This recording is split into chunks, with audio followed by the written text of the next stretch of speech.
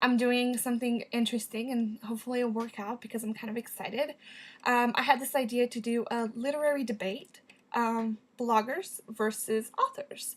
So this week's topic is what makes a good love interest, of course, in YA literature.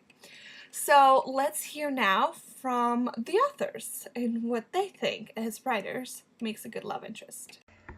So, what makes a good love interest is the question. And I think there needs to be three actually separate things for a love interest to really ring true to a reader, at least in my opinion. The first is he needs to do something to capture her attention. Now, sometimes that could be something really heroic, something great that he's done. Other times it could be something really hideous that he's done either to her or a friend or somebody else that's caught her attention as well. And sometimes that actually makes for even the better story, because that initially then is going to set the tone of tension or conflict between the two. So then, of course, that makes for a more interesting love interest because you never really know how it's going to turn out. The second thing, in that there needs to be some sense that she notices something about him, usually physically, that she finds attractive somehow, adding to the conflict. Because if he seems to be, this terribly hideous person, but she's noticed something about him that makes her think maybe he's got some redeeming qualities, then that, again, is going to add to that whole tension pattern. But something that attracts her to him in a way that she wants to get to know him better. And then the third thing is, obviously, over the course of the story, there needs to be some character development, and in that, potential emotional development of the relationship between the love interest and the heroine. So they somehow grow closer. Now, even if she doesn't feel like they should be growing closer, again, this just makes for that really fun story. Confidence. Generally, I'm doing really plot-heavy kind of stuff, and so for me, what makes a character that you really want the protagonist to get together with would be somebody who is supremely competent at what they do. So, if your main character, if she's a cop, then you'll want her to be matched up with a reporter who knows everything about what she's looking into, or a professor who knows everything about something, or vice versa. If my character is a spy, then I want the girl to be extremely aware and confident and helpful. There's a movement, I think, recently in a lot of work where your love interest needs to be kind of an idiot and need help from the main character. And this translates in a lot of stories that are about men into characters where the main love interest is this sort of crazy pixie girl who can't ever find her shoes. I have to say, that kind of character probably ceased to be an interesting love interest for me in my work about the same time that it ceased to be an interesting love interest for me in my life. I want them to be whole characters outside of the main character. I want them to have their own stories, their own lives that exist independent from the main character. I'm interested in that point of overlap where they enter the main character's life, but I do think that they should be a strong enough character to stand alone in their own right. And the second thing is, I said in a previous post, and I maintain that sometimes, actually almost all of the time, I like my good guys to be good guys. And what I mean is, I'm totally fine with them being mischievous and with them being flawed, with them having a past. I'm really not so fine with homicidal tendencies. And I know it's a trend right now in young adult fiction, but I don't really want my love interest to want, for one reason or another, to kill my main character.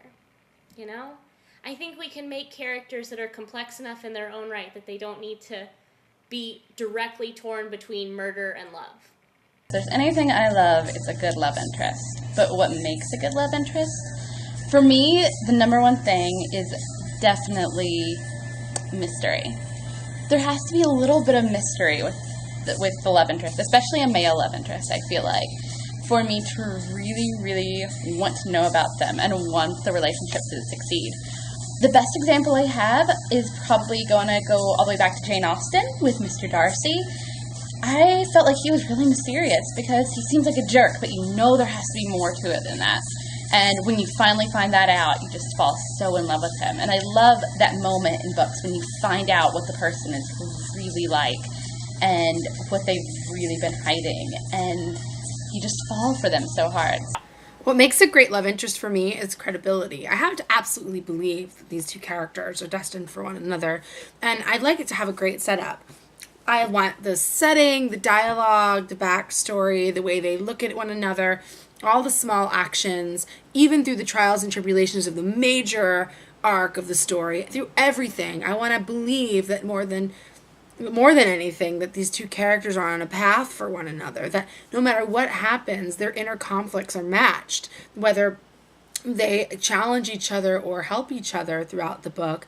I want to believe that these two characters are right for one another and that their destiny, more than anything else, is to be together.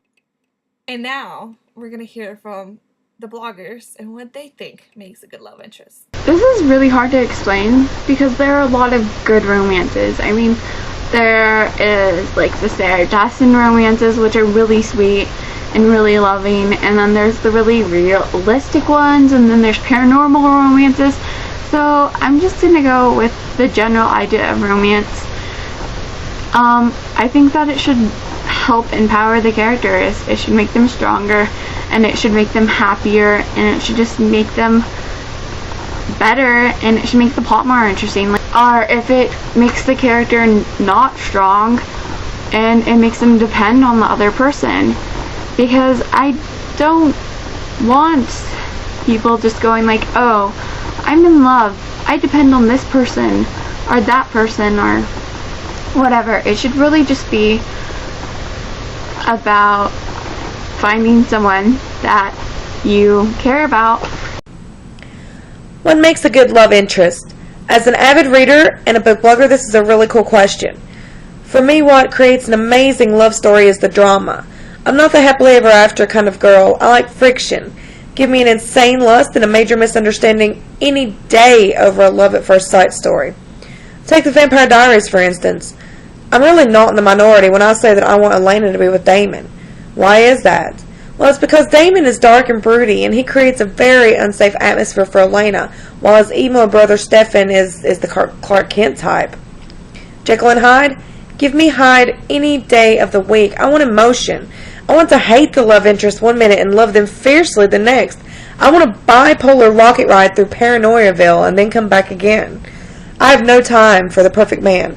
He doesn't exist in real life, and I definitely don't want to be reading about him in my literature.